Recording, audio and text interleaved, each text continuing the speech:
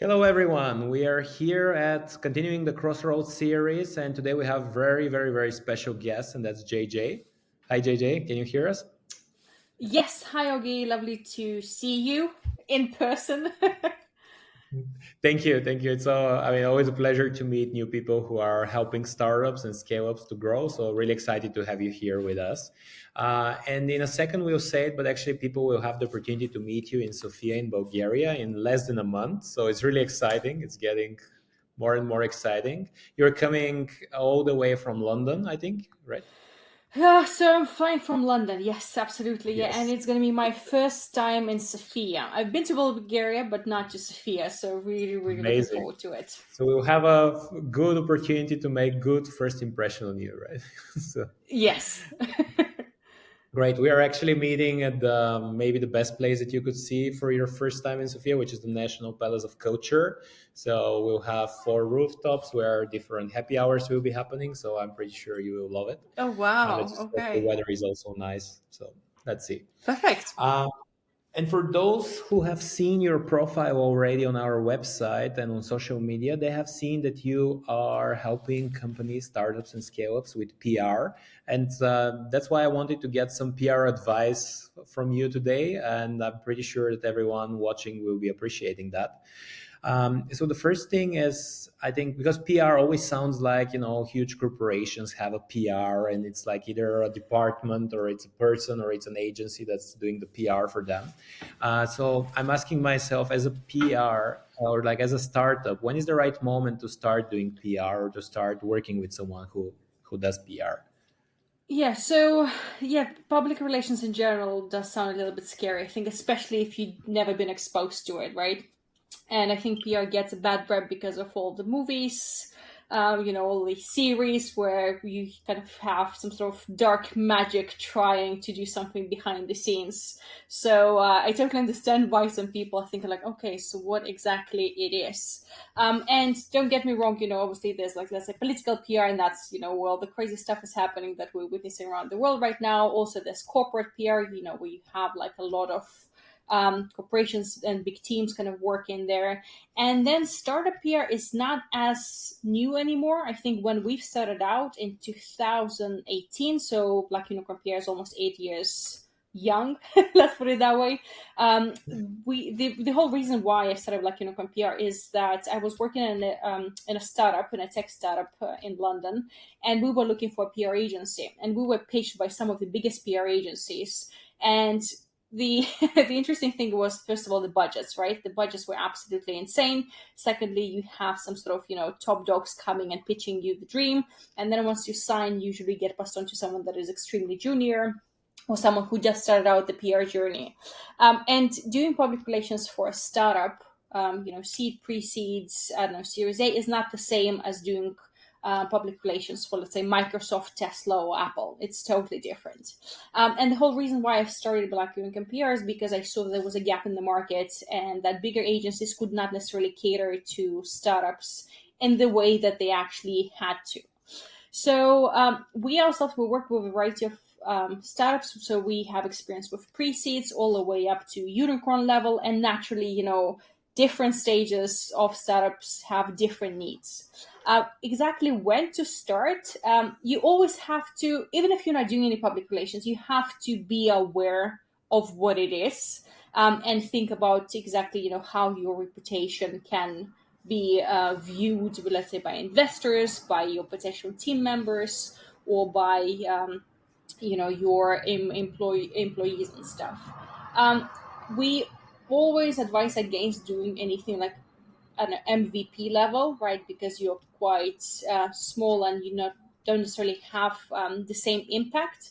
So usually when companies approach us, startups approach us, they have their probably first fundraising announcement, and that is a good way to start signaling to the market that you are out there. Why does it make sense? Is because if someone has invested in you like 500,000, a couple of million, so someone validated you with a certain amount of money, that they did their due diligence, and that's when you can start out. At the pre-seed level, I guess seed stage, you're just trying to get out with awareness, and the faster you grow or the bigger you become, obviously your priorities in terms of PR will change, and it's not going to be not only about awareness, but also making sure that you place your messaging in the right channels, being seen by the right people. I was going to ask with exactly about that, because you mentioned, like, for example, Tesla, like some huge names, and then we Yeah. also said, okay, after maybe you get funded, because that's a Yeah. validation, someone validated you. So Yeah. how would the strategy change from the moment you? Oh, I think I see Luna. Yeah. We have my moral support there. Amazing. So, Yeah. I mean, how does it change from kind of with the growing up of the startup? So, I mean, apparently, as a startup, we said maybe best time is after you get kind of funded. But then when do we say, well, now is the time to actually fully kind of double down or scale up on PR? Yeah, so also very much depends on your priorities, right? As I said, like you always have to be aware of public relations, right? You always have to be aware of what it is, because also I think in terms of PR, not only we get the bad rep, but we also get confused quite often with, let's say, marketing activities, as if we, doing performance marketing or advertising. And Yeah. that's why, people say like, okay, so we've landed this piece in this publication. How come our website is not crashing from, everyone wanting to buy something, right? So you have to understand where PR fits in. And also you have to understand, probably no matter at the stage, where you want to invest your money in, right? So public relations kind of usually sits in the middle of the sales funnel, right? So yes, it does happen that once you land in certain types of publications, you will see an increase, a peak of someone visiting your website. The investors might reach out to you saying like, oh, we saw something, we would like to invest in you. But it does not, it's like more of an exception, I guess, than a rule, because also PR is more of a long-term thing. So it's not that you can just do like one activity, just get something out of it, forget about it, for a couple of months and do it once again, right? So PR is not performance marketing. Yeah. And it's all about kind of creating and making sure that your reputation is up to par with the stage of your startup. So as I said, we work with, let's say, with smaller companies, and we work with like unicorn stage companies. So the public relations activities, they remain the same, right? So it doesn't really change. So you do the same like media relations, you do news and announcements, pitching for podcasts, thought leadership, speaking opportunities. At a certain stage, the bigger you are, you probably will have some sort of crisis communications that need to have in place. So you do all that, but what changes is the amount of effort and amount of time that goes into stuff, right? So let's say at the pre-seed, you probably will not have as many news as a unicorn stage company, right? Yeah. So unicorn stage company or like Series B, they might need to focus on crisis communications because, they just have to do that. Versus like with pre-seed, the probably is not that many crises that can happen. So Yeah. the activities remain the same. It's just the time that you spend on it is different. And also, like at the pre-seed stage or seed stage, you usually work either with freelancers or with boutique agencies. And the bigger you grow, you might also have someone that you have like in-house. Ideally, you would have someone who understands marketing communications, public relations, and even like a little bit briefly from like the day you start, because you need to make sure that you nail down the messaging. And then obviously the more you grow, the bigger you get, the bigger departments that you'll need. You'll have like, I don't know, 10 people in marketing, 10 people in PR. The most important thing that people between themselves would be talking. Got it. Okay, that's very helpful. And one thing I'm considering is, I mean, as we know, like at the Crossroads conference, we will also have kind of two main tracks, which one of them is for starting and the other one is for scaling. And Yeah. we're apparently like covering many topics that, let's say, the people who are just starting are kind of interested in. And I guess like actually one thing that we notice about entrepreneurs is that apparently they're very passionate about what they're building, and apparently they Yeah. believe that they are solving a real problem, but sometimes kind of, let's say, lack of evidence, meaning especially if you're working Yeah. in deep tech or if you're building something that requires years, you kind of don't have many results or outcomes that kind of give you the confidence to maybe show up on media and say, hey, we are solving that and that, or we are delivering X million revenue, or we are not, Yeah. or like we've helped thousands of people. So how do you have any advice for the people who are like, hey, I would love to do PR. I think it's the right moment for us, but I also don't feel like we're there yet, and that we are good enough to be showing up in media and anywhere else and like talking about how great we are, because we are still building it and it's still not quite there. Yeah, so that would be a good time just to have even like the most brief conversation with like PR professionals, because you've very fairly said that sometimes, the entrepreneurs are so into the product that may not necessarily see that the product is actually newsworthy, that there's something interesting about it, right? But also you can't really wait Yeah. for the moment when it's absolutely perfect, because then it might be a little bit too late into the game. There's a couple of things I think the founders need to understand and remember. So first and foremost, when dealing with journalists, you have to remember that journalists don't really care about the product or the startup as much. They care about the impact that it has on the readers, right? So everyone wants to end up like in the Financial Times, BBC, whatever the fancy publications are out there. But you have to think, what kind of value do you bring to the journalist, which is then thinking about the audience mainly, right? So that's one thing. The second thing is that even though you may not necessarily have some sort of immediate news right away, I'm pretty certain some of the founders have like spicy opinions, or they are changing the market that might be very slowly changing, right, in terms of the deep tech. But you can have maybe some research already that is available and out there. As I mentioned, perhaps the founders have some interesting opinions. Perhaps you have interesting partnerships that you're partnering with someone, that you're partnering with CERN. And then what you can do is you can explore that newsworthiness. So journalists and then PRs, they don't really care much about like your self-serving news, or, like some idea saying, oh, we're so fantastic. Like good, we need some sort of evidence.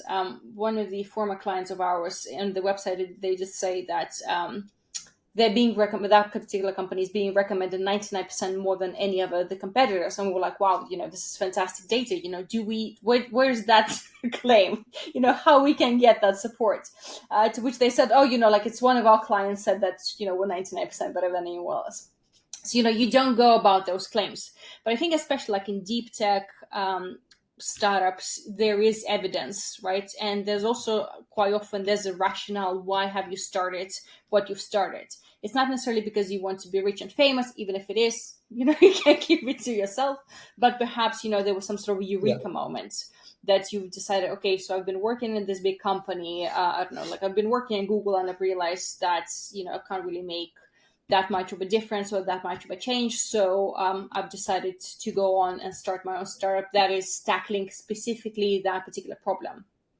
But also I think in terms of public relations, you don't want to start too early, because as I said, you need to make sure that you nurture those relationships with journalists and that you kind of have your key messages.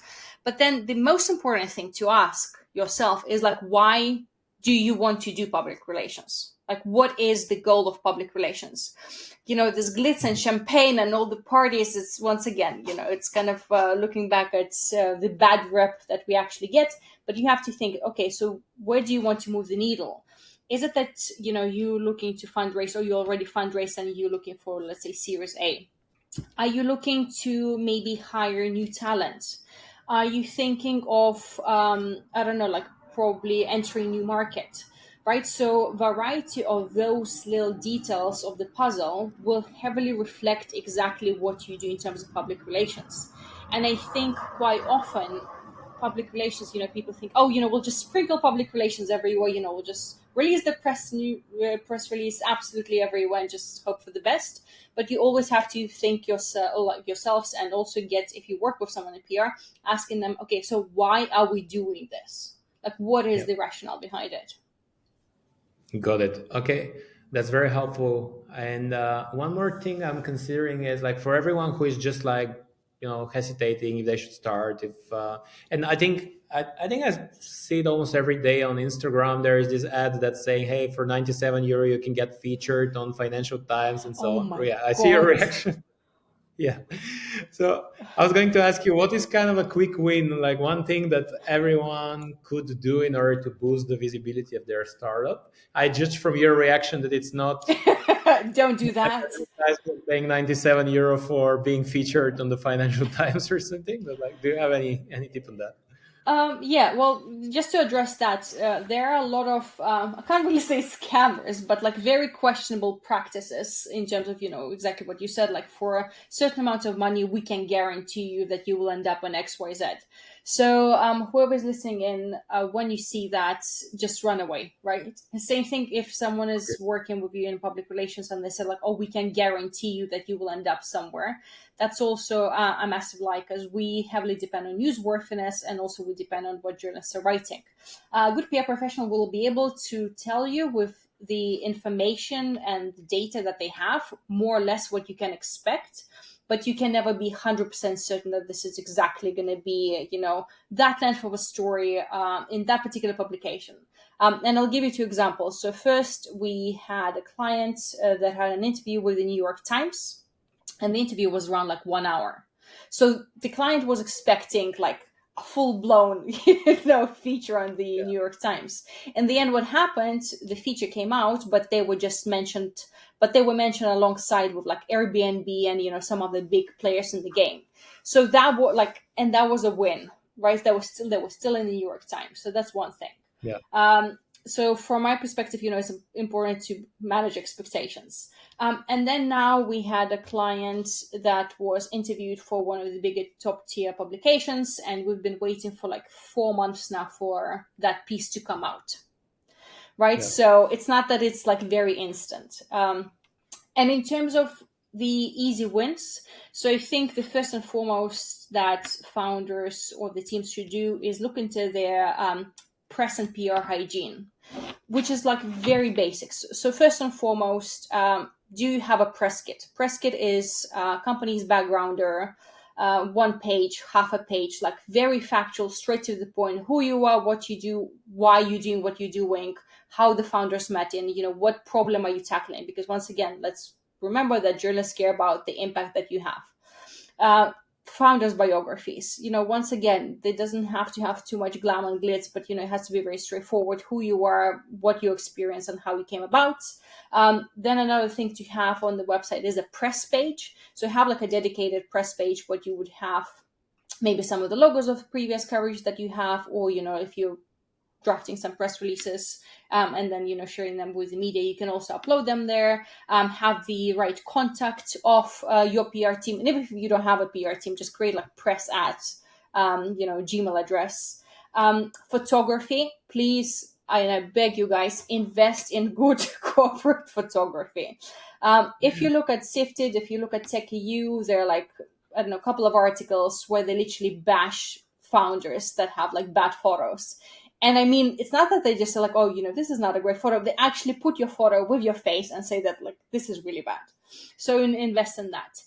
And then once again, think about in terms of the low-hanging fruit. Let's say if you're operating in Bulgaria, right? You can start small and you can start local, right? You can start with local media. You can start with regional media. You can start with Bulgarian-speaking media, also with, let's say, English-speaking media that is focusing on that specific region, right? And you can do that. The more you grow, the easier it will be after leaving those kind of breadcrumbs to try and target bigger publications, right? So let's say Sifted or TechEU or any other of those. The first point of entrance in terms of trying to get into the media, kind of, getting that door open would be, once again, with the fundraising announcements. So if you have a fundraising ongoing, or you just wrapped it up, you can try and offer it to some of the journalists, some of the publications. And then there's 2 ways you can go down. So first, you can offer even exclusive to one of the journalists at one of the publications that you really want. Or you can try and go the embargo route, where you just offer like the story to multiple journalists at the same time, but everyone should know that's not an exclusive. Like there's a whole art to it. But usually that is kind of the first starting point when it comes to international public relations. And from there on, you can start building up, right? Yeah. It sounds like getting the basics right is kind of a very, very good thing. It's key. I mean, as you were speaking, I was also considering, do we have that? Do we have that one and that one? So, I think we're going to make a small check here and a small PR exercise after our call. You better. Great. And you very clearly distinguish PR from performance marketing, any type of kind of other marketing activities, and so on. But I mean, even if we take your example of someone that got featured in the New York Times just along with other people, so Yeah. or like with other big companies, so maybe some of us as founders, we hope that if once we make it into the New York Times or Financial Times or Bloomberg or whatever, that from that moment it's only kind of up the hill. Yeah. um, if you would compare that to a situation where the founder or the team would be posting every day on social media, hoping to get more and more traction, but there is a couple of likes, mainly from family and friends, right, and kind of no one else. And I think social media is even intentionally limiting the reach in the beginning. Yeah. Do you have any advice for kind of how much is enough before we see that we're getting momentum, or that we should actually give up because apparently it's not working Well, out? first of all, you Okay. should never give up, right? Even if you fail, Okay. that's a learning curve, right? Because how else do we evolve and advance if we don't fail, right? And if someone Yeah. tells you that they've never failed in their life, so I have questions to those people. But usually, I think in terms of public relations and let's say marketing or advertising, with public relations, it's important to remember that we are sitting on the earned side of media, right? So we earn the media from journalists. So we don't pay journalists, we don't pay TechCrunch, we don't pay the New York Times, we don't pay anyone, right? So we have to create a story that is compelling and interesting enough from the Yeah. storytelling perspective that the journalist will say, okay, I would really like to take it, or I would really like to have a conversation with the the founder or whatnot. Um, Yeah. Also, it's important to remember that with public relations, rejection is a massive part of our job. It's like 90% of the job, right? Because sometimes the time is not right, sometimes the story is not, I don't know, big enough, and sometimes the journalists will say, like, okay, so really love the company, really love what they're doing, but they're just a little bit too small at this stage. Maybe in half a year, let's touch base on that. Um, Yeah. Also, with public relations, what founders need to be able, and that's quite difficult because, ego, everyone has ego, no matter how much we're trying to hide it, but sometimes it takes the best of us. So what you have to do is you have to be able to remove yourself from the product or service that is your baby that you've been working on, for like years and years, Yeah. and realistically assess exactly what you can do with that. I think that's if you have like good PR, either in-house or an agency or freelancer, they will be able to tell you that, let's say getting a European award is wonderful, but you're not going to be drafting a press release and sending it out to the media because no one, and I beg my pardon, gives a flying fuck about that, right? It's great if you add it to your website and you had that accolade. That's fine, but as a standalone piece, no one really cares about it. So I think there's a Got it. lot of education that needs to go into that to explain, what works, what doesn't work, what is news, what is not news, what is great, what is not so great, what can be worked on, what kind of data we need, because you kind of have to support that. And with public relations, it has to be consistent. So it's not that today you're doing something and then half a year later, you forgot that you were doing things and like you've tried it again, right? So it has to be consistent, and you have to be consistently kind of pitching the founders, the stories, the news. You have to be responsive to what's happening in the media. So it's like a very long-term process before you reach the New York Times in all of those. In terms of and in terms of social media, also it's like the question that I think every entrepreneur asks or every investor asks, like, why are you doing what you're doing? Right? So are you doing that just to stroke your ego and just have like 150 likes instead of like five Yeah. likes, but actually that might be reasonable. So there also has to be some sort of strategy behind it. With, let's say, LinkedIn, I think what's quite interesting and important is what kind of persona are you trying to portray in public, right? Same thing goes, Yeah. with public relations. So some founders are slightly spicier in terms of their opinions than others. Some want to be quite neutral, some want to be quite political, and you have to be able to take that and showcase with your writing or with what you're doing on LinkedIn. So with LinkedIn, also, most definitely think about what is the purpose of writing something like 24/7, or maybe it's better to do it like once a week, but something meaningful. Got it. Okay. Very, very valuable and very helpful, JJ. And can you give us an example? Because I mean, like I said, maybe especially for the first time founders, this kind of Yeah. using PR might be still a little bit like abstract. So can you give us an example where a startup used PR and it served them great way or like great time? Which And clients shall I talk yeah, about? actually, all of your clients, I assume. Right? Yeah. They're absolutely Uh, fantastic. Yeah. but Um, generally, like maybe just an example, kind of what they did and how did it play out right. Yeah, so probably, so we have all of our clients are fantastic. You know, I love them all absolutely equally, but also every single one of them has very different and specific needs. So as I've mentioned, you know, like most of our clients, they don't have, let's say, public relations or marketing departments, but we always have one person who's our go-to person, you know, the person that we liaise with, because quite often the founders might be extremely difficult to reach. But the way it works, we would have, like, let's say, a marketing or a PR comms person that is our go-to person, but also we do have access to the founders because, you know, we need to download all the information from them. I think one of the most successful cases and one of the coolest cases is the neobank from Lithuania called My2. And we've been working with them for, I don't know, a couple of years now, I think.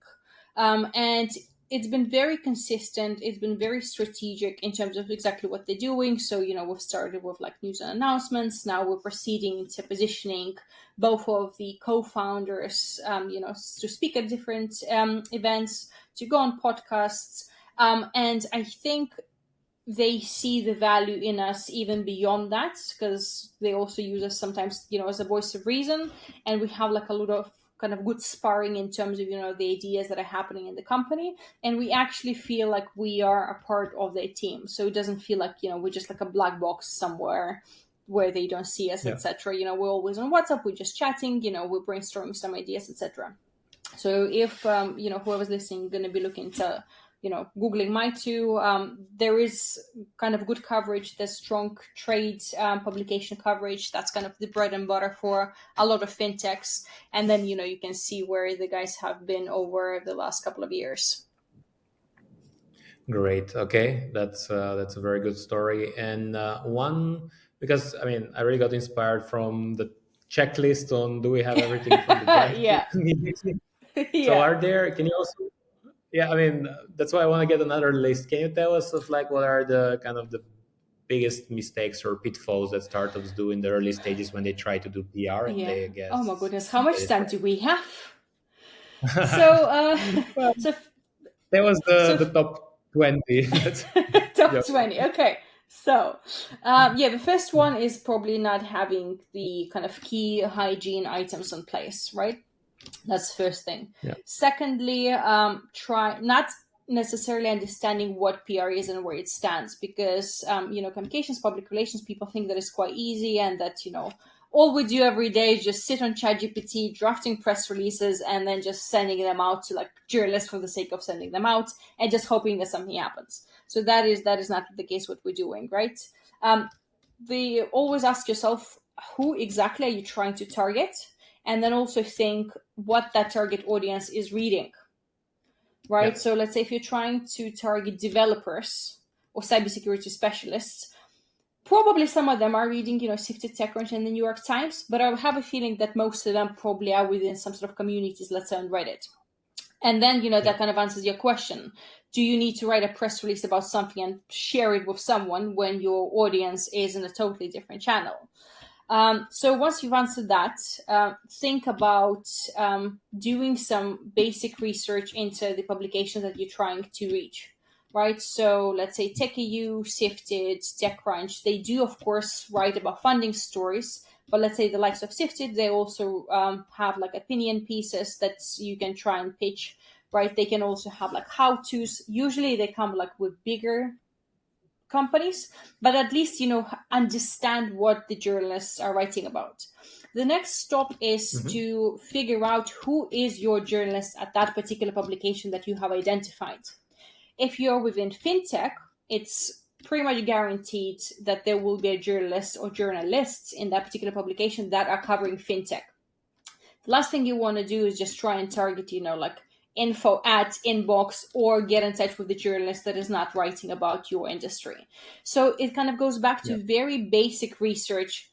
find the publication that you think is the right fit, and by that you would have to make sure that they actually write about what you guys are doing, and then do the basic research on the journalist, or what he or she is writing about.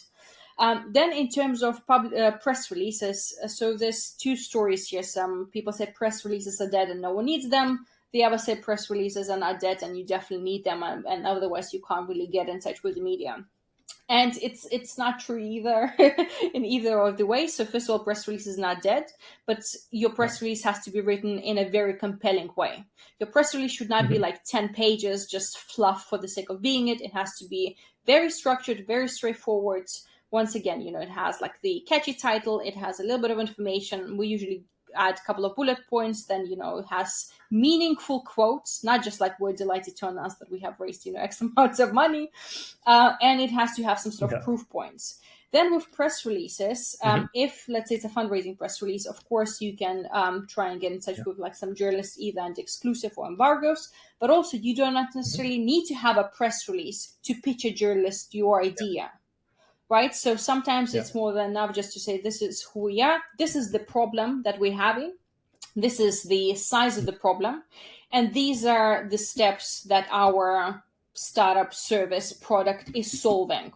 And if you have any case studies that are actually case studies, research and data being massively undervalued somehow. If you have some decent case studies with, let's say, some bigger partners, you can also offer it as, a hook for journalists to write. So I know that founders are very busy. There's no time to just sit down and do all those researches and whatnot. But then again, like if you really want to try and kind of have strategic public relations that moves the needle within your business, either you yourself will have to spend some time on doing that, or perhaps hire someone who can advise you on that. Got it. And talking about hiring someone, I guess for many startups, because when I think startup, I think limited budgets, unless you get funded. But even if you get funded, then you have someone to kind of observe how you're spending your money. So I guess for many of them, maybe it sounds scary to work with an expert like yourself, because they're thinking, wow, that sounds like a lot of money and it sounds like we cannot afford it. So can you maybe give us some indication kind of when is the right one, or how do we engage with you? Like, can we, like I said, if I'm just sitting at home and I'm like, well, JJ is a great expert, but I don't think we can afford that. Kind of what was your advice? Should we just reach out and see how we start collaborating, or how do we do it? Yeah. So when someone reaches out to us, we usually have a call. And we try to, once again, kind of set the expectations, right? So might be shooting myself in the foot there, but we're not here just to clear another paycheck, right? We also want to make sure that we add value to the business. Sometimes we have companies at a very early stage saying that, okay, we really want to work with you. We'll pay you like almost all the money that we received from the fundraising. And we're like, whoa, guys, probably your money is better spent elsewhere. And I think yes, of course you can reach out, there's always a possibility to brainstorm, but also there should be a question like, why do you think you need public relations right now? Is it you actually have some sort of news, or you actually want to work kind of on this long-term thing, right? Because I did say that usually in terms of campaigns, you can do a campaign in terms of the fundraising, but public relations, you need at least like 3 to 6 months to see the actual results. Or you really want to make sure that your product sells. So then perhaps it makes sense to invest more in performance marketing, because unlike with performance marketing, you can't really put the numbers to, public relations. Let's say you've ended up on TechCrunch. That is wonderful, fantastic, kind of a seal of approval, but it does not mean that, hundreds of thousands of people that read TechCrunch will definitely read that particular article, right? So there's a lot of kind of gray area in that sense. And in terms of the pricing, right, so you usually have 3 options in terms of who you can hire, right? So you either can hire a freelancer, you can hire someone in-house, or you can hire an agency. Out of these 3, naturally, agencies sometimes probably will be like the most expensive option. But also you have to remember, once you hire an agency, you don't hire one person. Let's say in our agency, you hire even myself and my co-founder Mauro, plus you hire an account manager, plus you hire a copywriter, and depending on, how big the package is, you also hire an account executive. So you might get like 4 people for the price of one, right, somewhere. So very much depends. In terms of the pricing in general, as a rule of thumb, when it comes to working with startups, if we talk about like what euros, it's starting between 3,500 euros and going all the way up to like 15,000 euros. Once again, depending, what you're looking for. But there's never any harm of reaching out and just asking, is this the right time? Is this the right idea? And as I said, like quite often and frequently, we've just sent some of the contacts, to our marketing, friends and agencies, because there would be more value in investing X amount of money into, let's say, ads and performance marketing versus kind of a slower burn in terms of public relations. Okay, great. Thank you very much for the detailed answer, JJ, because I think, like I said, many people are asking themselves exactly that, but few would ask. So that's why I think it's very valuable what you're sharing. Great. So we'll see you very soon, in less than 4 weeks, in Sofia. Like I said, very exciting, I guess, for you as well, because it's first time for us either way, because we're so excited that you are coming from the other end of the continent. It's not even continent, right? To Sofia. So it will be very exciting. Thank you very much once again for joining us and giving us some kind of the ABC of PR today. I think it was a great lesson on how we should do PR, or at least now we know what we don't know about PR. The rest we're going to see at the conference with you. I think we can already announce that you will be part of the early sessions, but also from the Idea Lab, where people can approach you and they can ask for advice on how their startup or idea is shaping, and you will be providing feedback as well. So absolutely. Yeah. If they don't just see me, you can just grab me or just like try and schedule a coffee. I'm going to be for, I think, 4 days in Sofia in total. So I'm going to be more than happy to meet up, and just please pick my brain if you want to. Yes. Thank you. Great. Okay. Thank you very much, JJ. And I'll see you in, like I said, less than a month now. Thank you so much for having me and giving me the opportunity. Thank you. See you soon. Bye-bye. Thank you. See you. Great. And now maybe we continue with 1 or 2 announcements. First of all, I'm with the Crossroads hoodie. That's the white one. We have a dark blue one. You can check them on the website. And I hope that as many of us will be wearing them at the conference as possible. Second one, agenda. Many people are asking about the agenda. When is the agenda going to be published? So we keep asking, or we keep adding sessions to the agenda. So what you can see here, if you go on who's coming, you can see we keep adding new features. This small unicorn here is showing you that there is more people coming soon. There will be more. So even if you, after checking that long list of speakers, experts, investors, and so on, if you still say that's not enough, don't worry. There will be more coming very soon. So like I said, check out here. One great innovation we are very proud of is that when you click on, for example, the amazing Denitsa Kostova will be joining from Ocean Investments. You can also see what sessions she will be talking at, so where you can see her. And talking about the agenda, here you can go to the agenda. And right now, what we have starting yesterday, very proud of the team that created it. You can see the different tracks we're going to have. We said it, AI track on Friday together with starting and scaling, so you can decide which one you go to depending on the topic. Then we have Web3 track on Saturday, and again starting and scaling, right? There is so much about starting and scaling that this will be both on Friday and Saturday, and then AI is Friday, Web3 is on Saturday. When we are saying Web3, there is a ETH Sofia happening, great Web3 conference. What we are doing is we are looking at it rather from the business side. What are investors investing in? How do I design the business model? How do I do marketing? You can check already here all the great sessions we have. The workshops are limited. I keep saying that, and I think they're almost sold out. Here you can see the different workshops, the moderators or like the lecturers we have there. I'm giving a workshop actually on negotiations and closing deals. We have, for example, Rebecca Gong. She's flying all the way from Germany to teach us how to fundraise. She will have the opportunity to work with you very closely, to check some of your decks and to give actionable advice on how to twist that deck so that you start fundraising even more.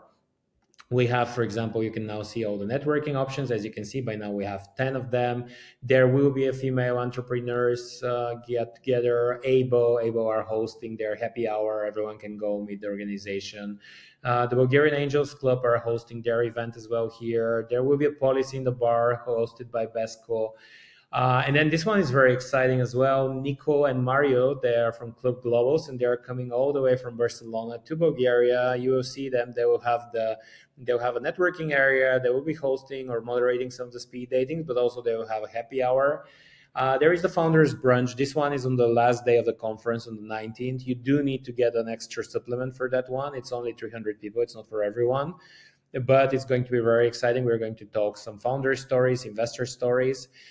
The Idea Lab, we just said. The Idea Lab is also very unique. You will have, right now you can see JJ, but as we are getting the bios and the pictures of the people that we've engaged with, you will see more and more people coming here. So the Idea Lab is the format where you just get there. You have to register those so that we don't have that long queues, but you go there and you ask for advice. Like, you just share your idea. No need to have a company, no need to have an MVP, no need to have even a deck or anything. You just go there, tell your idea, and get some opinions from the experts we are putting in the room.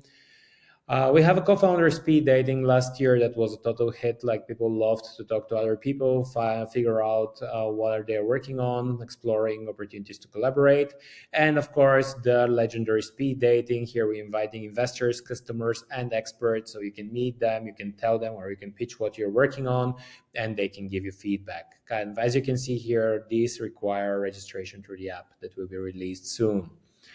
Competition, you can see here all the competitions we've built. So it's a pitching competition on Friday. It ends with Startup World Cup. So what that means is that, of course, there is one big winner that we're sending to San Francisco to pitch for 1 million, but that doesn't mean that that's the only winner. We have a pitching competition. It's the whole Friday, and startups get selected to pitch. And if they pitch, there will be investors in the room. Some of the investors we're talking to, they invest above 5 million. So actually there could be someone giving you 5 million. I was going to say on the spot, apparently to include a little bit of due diligence before they give it to you. But nevertheless, we do have investors from across the continent coming, some from the US, some from the Middle East. So it will be really exciting.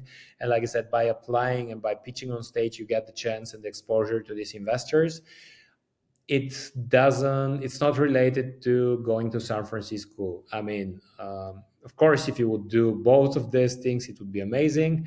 But again, just the fact that, for example, you didn't qualify for San Francisco doesn't mean that you can still don't have the chance to meet investors and to get them to invest. The AI hackathon is happening, so it's in parallel to the conference, starting on Friday with the mix and match, and then you have Saturdays, the time where we start building, Sundays, some time for polishing what we built. Then there is the demo day and judging, then we are awarding the winners, and then there will be an after party. Right. So like I said, you can keep checking here the different sessions. We'll keep adding detail. There were more speakers that we'll be announcing very soon. There are more sessions we'll be announcing very soon. So it will be very, very exciting. So far, as you can see, there are 58 right now on the website. If you have an idea about what else we should add, just suggest a topic here. We announced it earlier that some of you, the ones that suggest a topic, some of the most original suggestions are going to get a free ticket for the conference. And that's it. If you want to sign up for the hackathon, that's here. You just go here to the page, fill out the form as a team or as an individual. And if you want to join the Startup World Cup or the pitching competition, here it is. Same here. There is a process. Read through the steps. There is a form you need to fill out. And then our jury or our selection committee is looking into that. For those of you who are still looking for a place to stay because you're not from Sofia or you don't have accommodation in Sofia, you just go to accommodation, and that will take you to the website of our partners, Flataway, that are selecting or curating a list of places you can stay for the days of the conference. Last time I checked, there were apartments available from $39 per night. As you can see, here it is. The longer you wait, the less all these cost-effective options will be gone, and you will be left with the other more luxurious and maybe a little bit more expensive options. If you still want to partner, we get a lot of partner requests, so please forgive us if we are not very quick at responding. But as you can see here, we've named only part of our partners. Very soon we'll be adding more, and the option to do that is just fill out the form. We'll get back to you very quickly. Startup Expo this year is the total hit. So many startups will be exhibiting. That means that they will be there in person. They will have a booth. 2 or 3 members of their team are coming, and they can put themselves on the map, meet some customers, because we're inviting many corporates as well, so that they can see you. You can network with them, get a lead, contacts, and so on. Applying for support, I think that's also very important. Some startups are telling us we cannot afford a booth, or we cannot afford a ticket for the conference. Well, this conference is made to be uniting and to be inclusive. So if someone cannot afford joining the conference, here is a form. You need to fill it out, and then we can allocate some of the tickets that we have, that we receive donated from individuals, companies, and so on. Talking about that, and this one is not up to date, but I think very soon you're receiving an email on that. We want to give huge thanks to the people who've been supporting us over the years. So Presianka Rakostov, one of the biggest supporters of the conference so far, Teodosiev as well, the company Ardes since last year, complete support for everything we do. We highly appreciate it. The Revenues Factory, my company, is also supporting a lot. Last year we gave, you can see the statistic, I think around 14% of the tickets last year came from donations from companies and individuals. Let's see how it goes this year. Like I said, this year it's not only tickets, it's also booths for the expo. So that's amazing. If you cannot afford joining, just apply here, and luckily there are great companies and great individuals that are donating and providing others with a chance. Final thing, the early bird. The early bird, we extended it because many people were asking, hey, I missed the early bird, can we still do something about it? Well, that's what we're doing about it. We're extending it so we can still get the early bird. We have the starter pass, the spotlight pass. This gives the right to 3 of you to come together with the booth, together with access to the speed dating and everything. Investors are coming here as well. And ecosystem pass. Ecosystem is for those of you who still haven't decided, do they want to do a startup? Do they maybe don't want to do a startup, stay and have the corporate life? For those of you, we are providing the opportunity to kind of get in touch. You don't have to pitch. You don't have to show up anywhere. What you can do is you can join the sessions, meet some of the founders. You'll be there at the networking area, meeting co-founders. You understand what are their journeys, their issues, their challenges, and you will have to make up your mind, is that something that I also want to do? I can share from my experience. I think the first time I went to a startup event was in 2016 or maybe 2017. It was called Startup Safari. It was back in Munich, and that was the first time where I discovered the world of startups. I went to 2 very exciting sessions. One guy was just talking about action, or kind of like how action is more important than analysis, thinking, and so on. Then the other one was, actually we should invite them as speakers one day to the conference. Maybe we do it even now. I'll check. And they were talking about the life of a CEO when you become a CEO of your own company, and that really got me inspired, right? And apparently, I then started engaging with startups. I started mentoring. I started kind of acting as a business angel to many of them, but it was exciting time. So for those of you who are still thinking, I really invite you that you join us. First of all, if right now you're working in corporate, but I'm sure that your knowledge, your insights, everything that you know about processes, organizations, subject matter expertise, these are very valuable to the startups. So if you meet them during the networking sessions, it will be a great exchange. And second, if you are considering that one day maybe you need to have your own startup, that's also amazing, because that's where you get this early exposure, from a safe distance, right? You don't have to register a company, you don't have to pitch, you don't have to fundraise, you don't have to do any of this. You just go there, you just see what it is, what are the talks talking about, what are different challenges, and you decide if that's the right thing for you, right? And maybe you meet some investors so that you don't have to start discovering or looking for investors the moment you decide, but you can already know some people before you need them. So that's everything. Like I said, early bird continues today as well. 23 hours left. You can now read more information about the agenda, who's coming, and like I said, it will be very exciting. I'm already excited. Less than 4 weeks to go. So I'm looking forward to seeing everyone at the National Palace of Culture. We have many international guests. We'll continue announcing them as they confirm their flights and so on. So it will be very exciting 3 days. We'll have the biggest hackathon. We'll have the biggest startup event in Bulgaria. It will be amazing. So you want to be part of it. Thank you very much. And I'll see you very soon with our next huge announcement already on Thursday, when we will talk about a very special topic, namely crowdfunding. Thank you and see you very soon.